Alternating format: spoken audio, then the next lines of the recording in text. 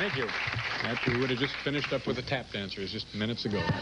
Maybe another night, though. I sense there potentially is a clamor here for the tap dance race. Now, my next guest made her debut on the international music scene a couple of years ago with the huge hit Morning Train. Her latest album, of which I have a copy right here, A Private Heaven, will be released soon, and she will be touring the U.S. and Japan until the end of December. Please welcome Sheena Easton.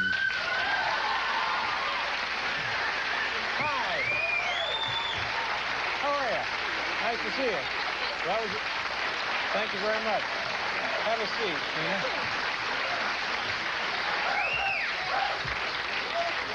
This is going to be released soon, is it? No. Not going to be released soon? No, that was released about a year ago. What have I done? I made a mistake then, didn't I? No, you didn't. I think that the person that probably gives you your information made a mistake. My new album will be out in about 3 weeks' time.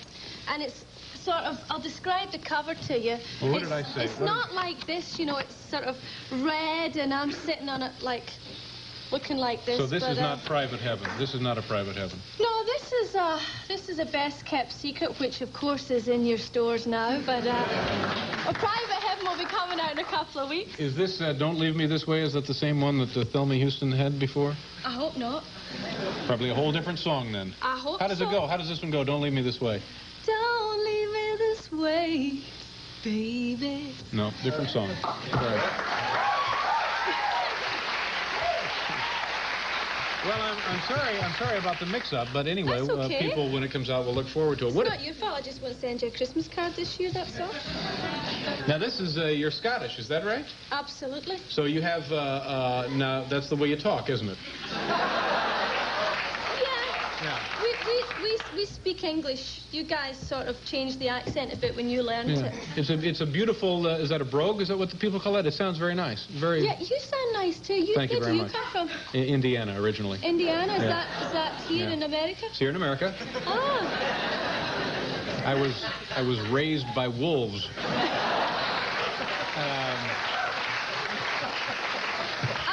Wolves too, but the wolves I met didn't come from Indiana. Anyway, that's a beautiful.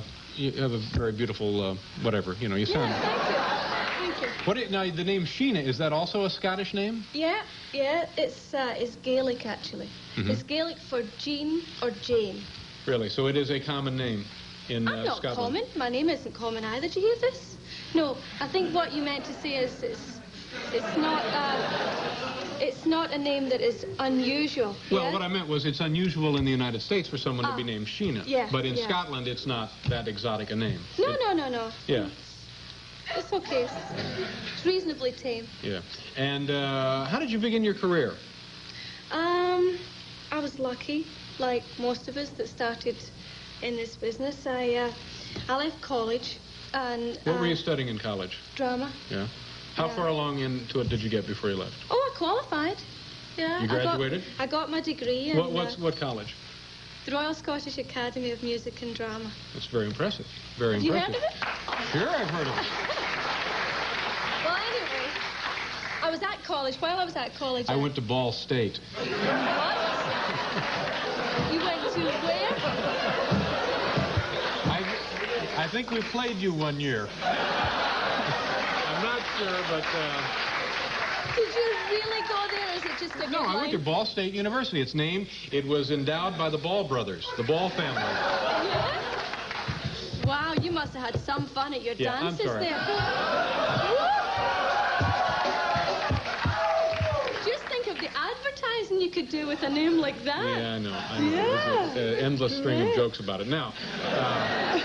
Okay, so you graduated, and then you wanted to go into show business. You already had a degree in drama. I was sort of singing with a band while I was at college. And anyway, I did a documentary show for the BBC. And that was like a 50-minute film about the making of my first single and the launching of a singer. You sit really far back, so you have to sort of turn around and... Oh, no, you're all right. That's better. You're right. No, but so the beginning of your career was part of a show. Yeah, absolutely. Was this a competition? How were you selected for the show? Well, I had to audition for it. It was like, it's a strange thing. They wanted to show a true-to-life documentary about the launching of a new singer. Is this a regular feature on the BBC or No. This is a one-time deal? This was a one-time deal. So in order to do that, they had to go out and find someone who was just about to break on the scene. Right. But they sort of helped it along because they set up an audition with EMI Records for me. And then they filmed it, and I generally went along and took a lot of abuse along the way. And well, this seems like the stuff pressure would be really magnified here. Yeah, but you know, it was a big break. I would have gone through anything to get it. Really? And I had people sort of telling me that on screen, on camera, you'll never make it. You had people critiquing your work? Oh, absolutely. Like who? Well, you know the singer Lulu, who had a few hits here a few years ago? What was the, To Serve With Love, I think she did #1 with that. Well, she's a very talented lady, and she's very big in Britain. Well, anyway, she didn't think much of me at all. Neither did her manager. They said I was too plain, and I was too ordinary, and I would never make it. No kidding. Yeah. Now, So maybe they'll be true in the future, but... Did that hurt your feelings at the time and really kind of make you want to go back to wherever No, it sort of hurt my feelings, but, I mean, I'd already been singing for 2 or 3 years in the clubs, and, I mean, I'd heard you standing there in Glasgow clubs singing, and you get people from the back shouting, "Get off, you're rubbish," and, you know, people really threw your bus fares onto the stage and, you know, offered to write you checks just to stop. Yeah. No kidding, write checks? Yeah, I mean... That's not a bad deal. I've had strange offers. And these guys, they must have had some of the same experiences, you know. Really weird. Yeah, even recently, guys. No. I've had offers like that recently. Where do you call home now? Still Glasgow? No, I live in Los Angeles now. You I still... Yeah, I've made my home here in the States. Do you miss Scotland at all? Yeah, I do. What do you miss about it? I miss my family, who are now basically in England. But from Scotland, I miss the food. What kind of food? They don't have, is it like Scottish eggs? Is that, did I say, I mean, is that it? Scottish egg? Well, what is a Scottish egg? A Scotch egg. Scotch egg, I'm sorry. Scotch egg is a boiled egg with sausage meat and bread. I bet you missed those. Oh, absolutely. Actually, the sausages in Scotland are great. Are they pretty good? And I miss baked beans on toast. It's great. You should try that. It's supper. It is the best supper. Baked beans on toast with steak sauce on it. Try it. I'm telling you, it's great. But is that a Scottish dish or something you just made up at home? Is there really something they eat in Scotland? Well, it's not like, you know, traditional. You won't read about it in books of ancient poetry. It's more like a snack. Yeah. But you could have that in the United States. You could make yourself still now, even in Los Angeles. They have beans, they have toast. But British baked beans are different from American baked beans. And same with the steak sauce, it's different. Well, it's a pleasure to meet you, Sheena. And you. And good luck with your new album, which of course we don't have a copy of.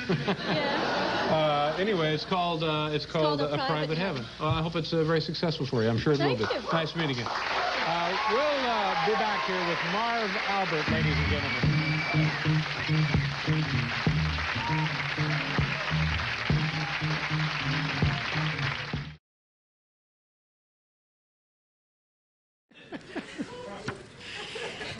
Okay, it's Thursday night. Boy, you know, it's tough to do a show every night, isn't it?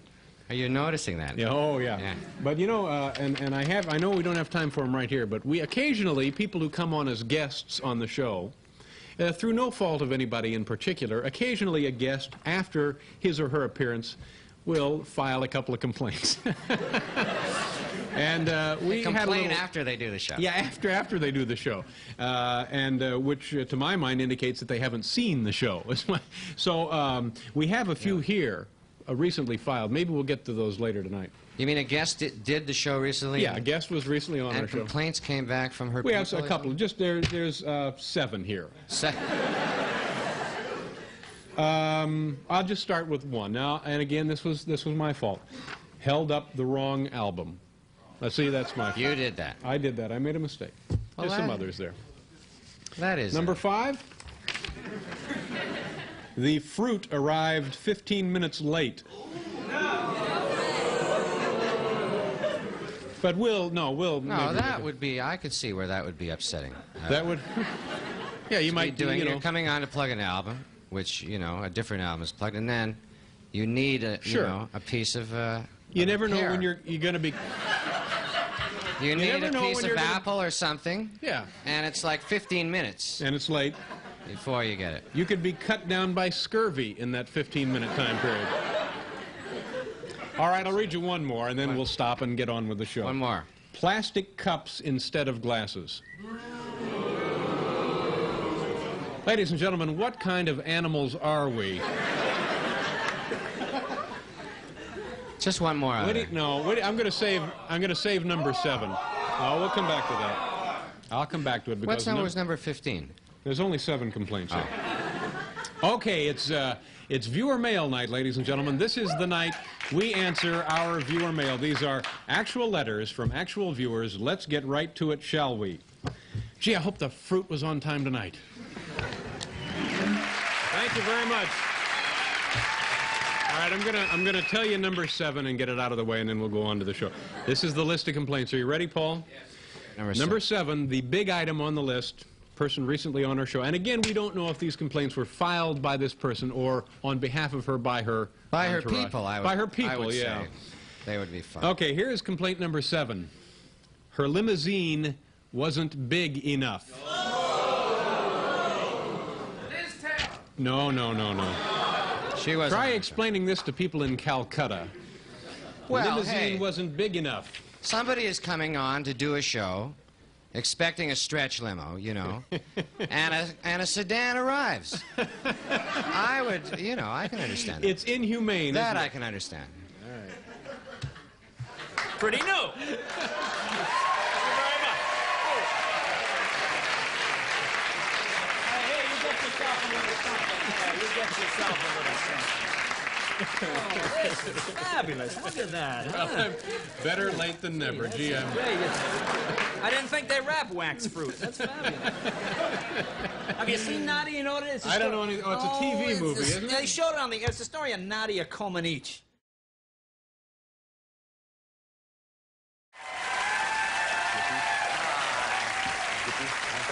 Hi, everyone.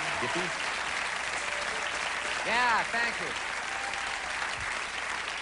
I can hardly wait to talk to Robin Leach tonight, because I had a caviar nightmare last night. What happened? I want to talk to him about, you know... Oh, yeah, the champagne dreams. Yeah, I want to find out just exactly how much money this guy is worth. Yeah. That Robin Leach. Paul asked me why I might be going to see the new production of Man of La Mancha with Raul Julia and Sheena Easton. All right. Why might you go to see the production of Man of La Mancha with Raul Julia and Sheena Easton? Well, Raul Julia is fantastic, and Sheena Easton is a babe. Is it?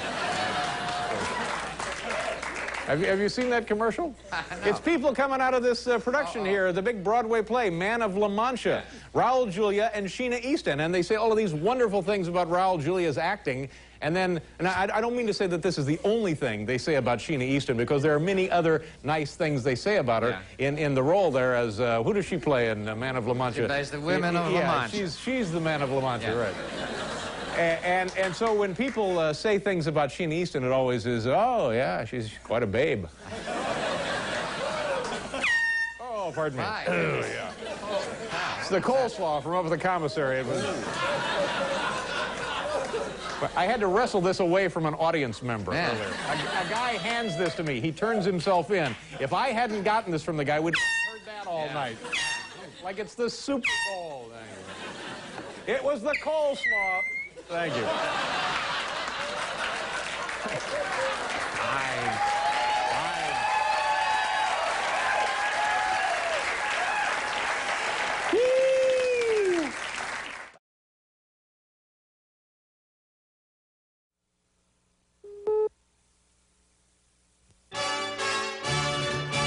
was really funny.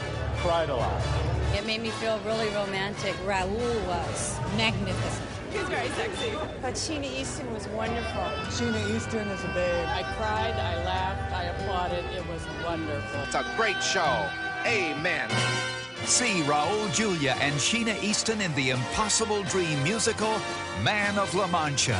You'll remember it for the rest of your life.